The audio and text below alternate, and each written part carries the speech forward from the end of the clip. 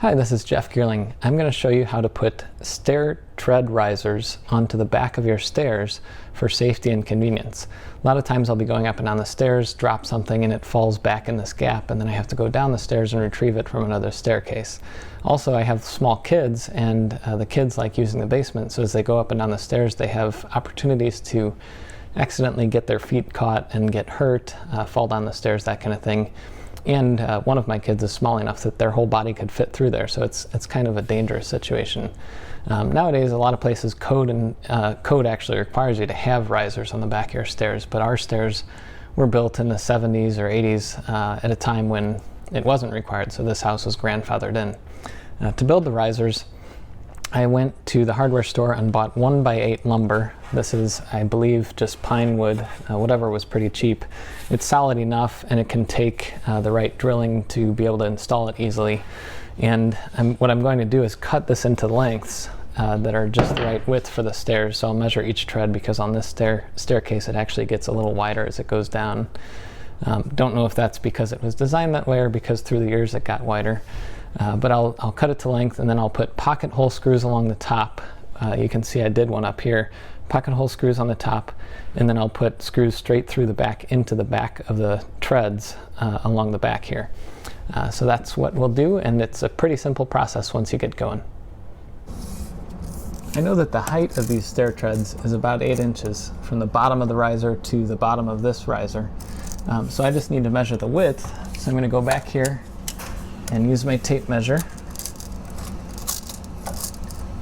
and that's about 30 3/4 inches. Then I'm going to take that measurement, 30 inches and 3/4, and mark it on here. 30 inches, 3/4. I'll do it a few places. This doesn't have to be quite exact, because I'm going to caulk the edges of this and you'll never notice what's there and what's not there.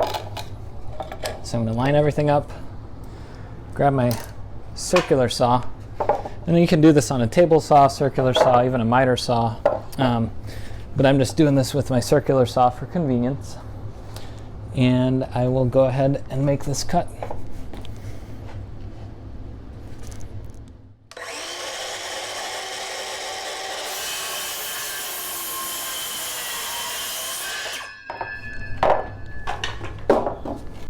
And then I'm going to go ahead and take the board and dry fit it to make sure it fits well.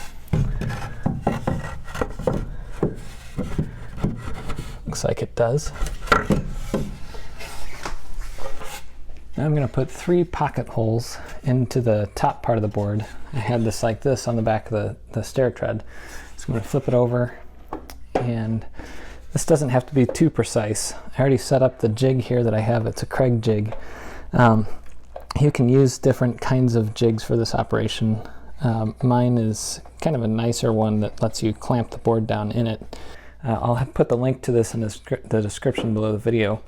But this jig helps me to hold the wood a little more securely and easily. Normally this would be screwed into a tabletop and then you'd be doing things on top of it. In my case, I don't have an active workbench right now where I can stick this. You can also use the cheaper Craig jigs, or you can fasten things other ways, but this is the quickest and easiest way. And I'm going to use the bit that comes with the Craig jig and try to get this pocket hole screw hole put in here. And it doesn't matter exactly where you go with these. I try to put 3 in, so 1 on the outsides and 1 in the middle.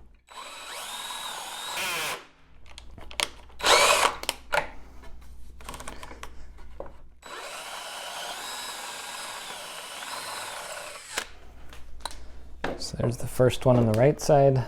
It'll be left side when I flip this. One up.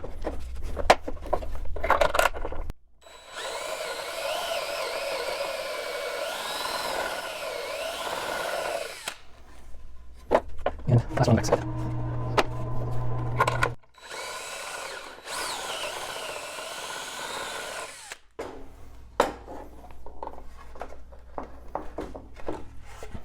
Okay. Once those holes are done, I'm going to set this aside, and I'm going to put in 3 holes in similar locations for for normal screws to go in the back of the stair treads. Now these need to be pretty close to the bottom because the board goes up about halfway on the stair tread. So I'm going to put one in the middle and one on each side. And if I would tighten my bit down, it would work a little bit better. Got loose in the chuck.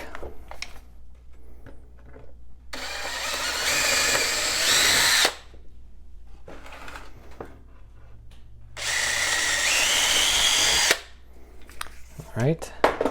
And now the board is ready to install, and I'll go back over to the stairs and screw it all in. All right, so I pre-drilled, or I pre-screwed in these the bottom screws. So I'm going to put it up, and I'm going to get one in, and then I'll get the other two in, and then I'll start working on the top screws. When I do the top, I'll reach around and kind of pull back on the board to make sure that it's in from the top of the nose on the tread, just so that when you're going up and down the stairs, it doesn't trip you up to have one sticking out a little awkward. So I'm going to hold it up here, like so. And then get one screw started in here.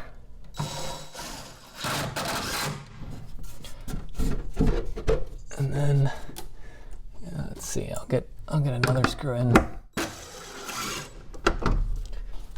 And a third one. Then I'm going to go ahead and switch the bits to use the Craig bit for their pocket hole screws. And I'll zip in the first one. Make sure that this is set back correctly.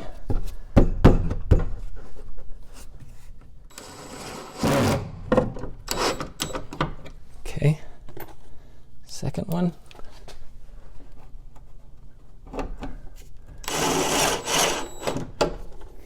And third one.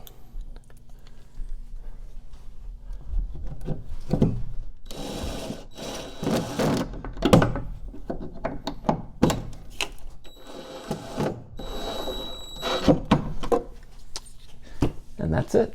I have a few more to go and I'll be all finished, and the stairs will be a little safer. I'll probably also end up painting them too, but hopefully this video was helpful, and if you like it and like other things like computers and DIY, feel free to subscribe to my channel. Thanks.